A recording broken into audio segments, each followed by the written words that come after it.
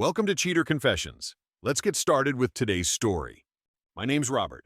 I was married to Allison for almost 9 years before it happened. At the start, we were solid. Not perfect, but we respected each other, and we had plans. We wanted a little house near the city, maybe a couple of kids and a dog. It felt like we were building something together. That feeling lasted 4 to 5 years. After that, it was like someone turned the volume down on our marriage. No big explosion, no cheating scandal, nothing loud, just a slow fade. We still shared a bed, but we stopped sharing much else. The real fracture started after we spent nearly 2 years trying for a baby. Doctor visits, tests, hormone injections, tracking calendars, it wore us out.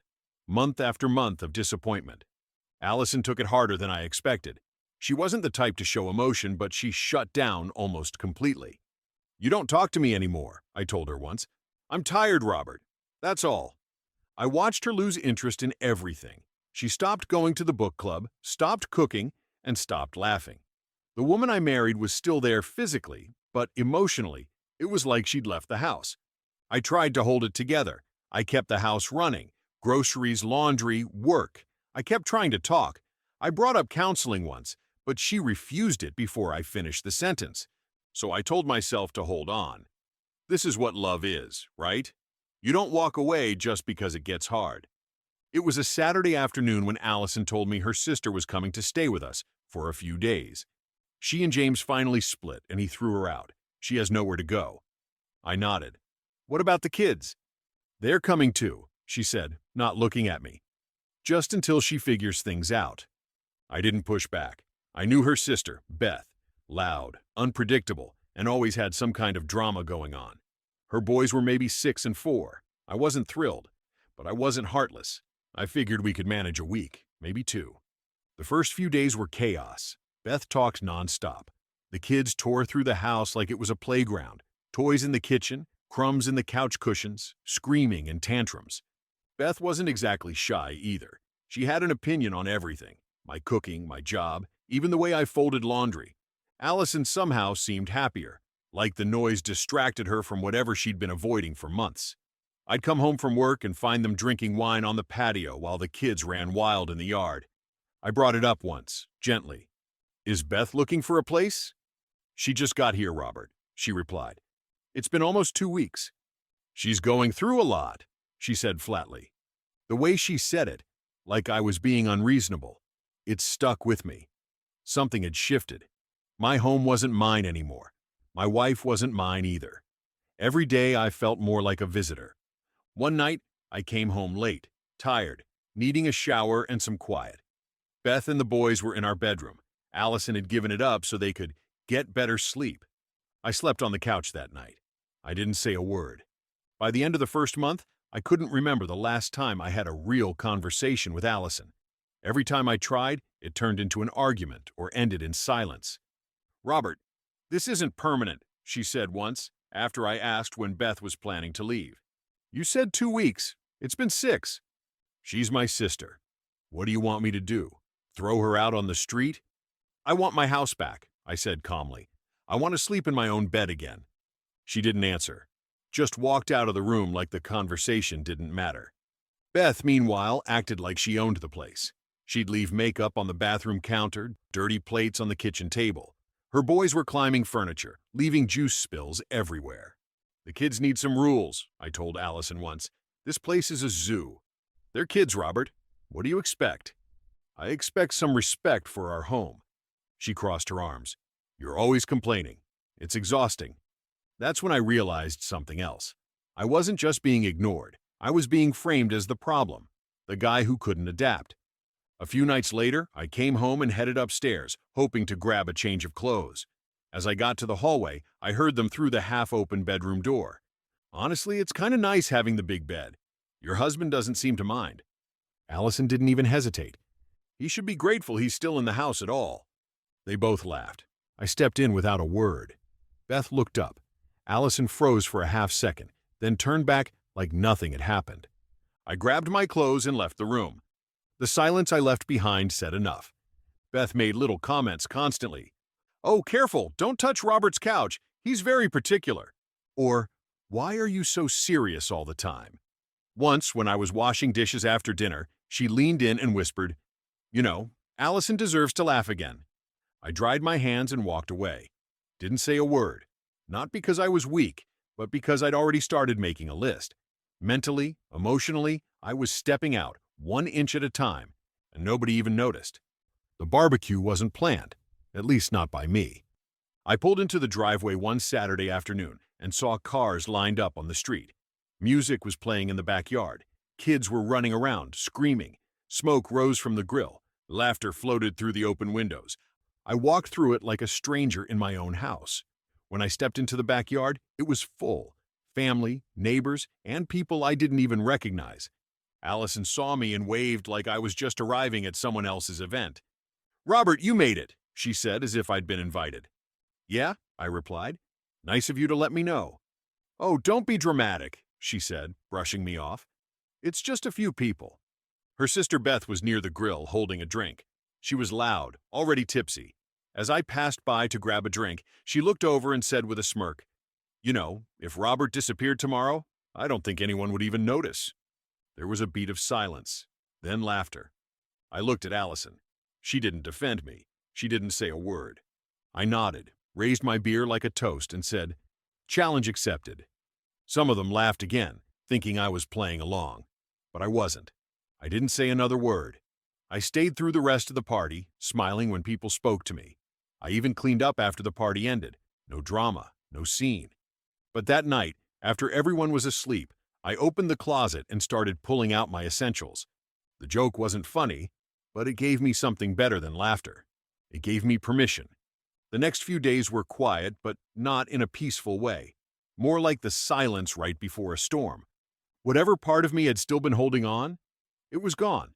Every night after work, I moved a few boxes out to my car. I'd rented a small storage unit 45 minutes from my house. I opened a new checking account, which Allison didn't know about. Moved my direct deposit, changed passwords, got a new phone, and set up a new email. I wasn't rushing. I just wanted it clean. No mess, no regret. One night, I sat at the kitchen table with the divorce papers. I'd had them drawn up weeks ago, but never signed them. I kept hoping I wouldn't need to. That something might change. That she'd look at me the way she used to. That hope was officially dead now. I signed them. Over the next week, I sold a few things she'd never noticed missing. Canceled shared subscriptions, deleted accounts. Not all at once, little by little. It was a Wednesday night when I made the final call. I booked a long-term rental cabin 2 towns over. The plan was ready. All I needed now was the right moment to disappear, and I didn't have to wait long. The night I left, the house still carried the chaos of the barbecue, like it had never fully ended. Beth was passed out on the couch, the kids asleep in our bed again. Allison was in the kitchen, scrolling her phone, a glass of wine in hand. She didn't look up. I walked past her without a word, went upstairs, grabbed the duffel I had stashed in the back of the closet. Clothes, IDs, cash, laptop. When I came back down, she was still standing there, eyes glued to the screen. I set the envelope on the far end of the counter, just out of her reach.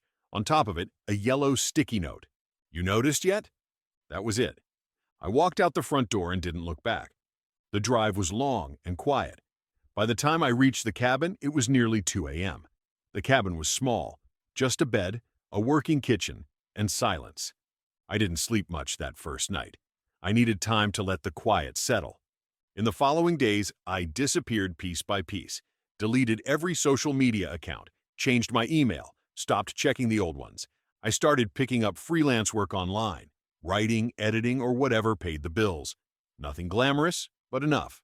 There was no drama, no fight, and for the first time in a long time, that was exactly what I wanted. Peace. 3 months after I left, I was digging through an old drive, looking for a document I thought I'd backed up, and I needed access to the original inbox. I had to open my old email account. The moment I logged in, my chest tightened. 34 emails, all from Allison. No subject lines, just dates. I hovered over the trash icon for a while. Almost clicked it, but curiosity wins sometimes. Or maybe it was closure I didn't know I still needed. The earliest ones were angry. "You had no right to just vanish. This is abandonment. You're a coward." They read like she was screaming into a void, demanding a reaction she wasn't going to get. Then the tone changed. I don't understand why you didn't just say something. You made me look stupid in front of everyone. I can't believe you walked out over a joke. That one almost made me laugh. It wasn't about a joke. It was about years of being erased. After that, the emails started coming less often. The language softened. I sent Beth and the kids. It was too much. I should have done it sooner. I'm working 2 jobs now. The mortgage is overdue. The papers are still sitting where you left them. I haven't signed them. Then came the one that hit the hardest. I get it now. I understand why you stopped talking, why you felt invisible. I made it all about me. I thought you'd always be there, even if I wasn't. The most recent email was only a few sentences. I still haven't signed the papers. I keep hoping one day the front door opens and it's you. Not because I need help, but because I miss you. The real you. The one who tried. I read it twice. Then I closed the laptop. Because by then, I knew better. People don't always regret losing you. They regret realizing you were never going to stay broken just to be close to them. It had been almost 6 months since I walked out when I ran into someone from my old life. His name was Daniel, a mutual friend from Alison's side. We bumped into each other at a small coffee shop on the edge of town. "Robert," he said, blinking like he'd seen a ghost. I kept it casual. "Daniel. Man, Alison, she's been looking for you. Everyone thought something happened." "Something did," I said. I left. He asked if I was okay. I said yes. Then I walked out. 5 days later, someone knocked on the door of my cabin. I looked through the curtain. It was Alison. No makeup, hair tied up. She looked older, not physically, but like life had finally hit her in the face. I opened the door but didn't step aside.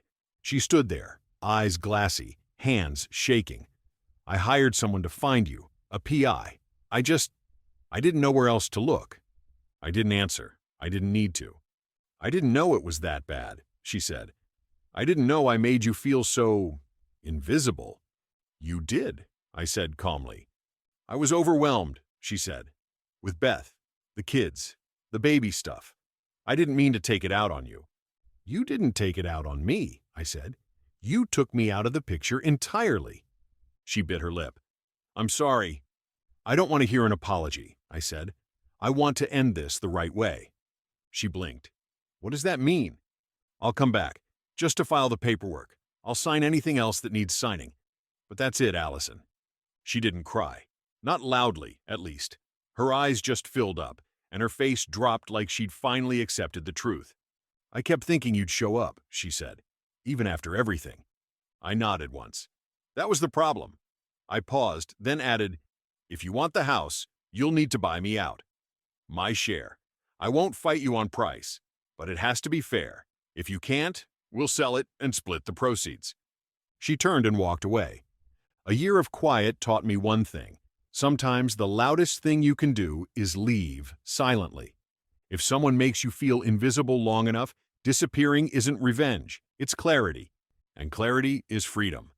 A few months later, we met at the courthouse. No yelling, no long conversations, just signatures, a notary, and a quiet hallway between us. She didn't wear her ring, neither did I. We split the house. She didn't try to fight it. A few weeks after that, it went on the market.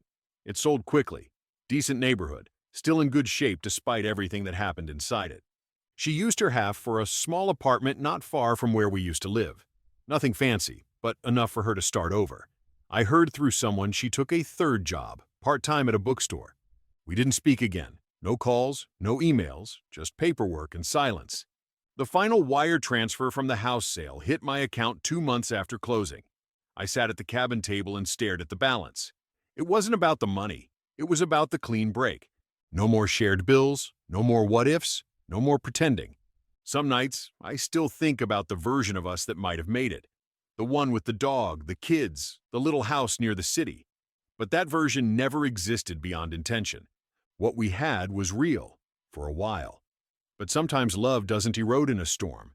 It just wears down, grain by grain, until one day there's nothing left but space. And space is where I rebuilt. I still live quietly. I still write. Some days are lonely, but none are filled with regret. I don't miss who I was back then, the man trying to be seen by someone who had already stopped looking. If I ever love again, it'll be with someone who sees me, not out of obligation, but because they want to. Because when you've spent years feeling invisible, peace isn't found in being noticed again. It's in learning that you were always whole, even when no one was watching. Thank you for watching.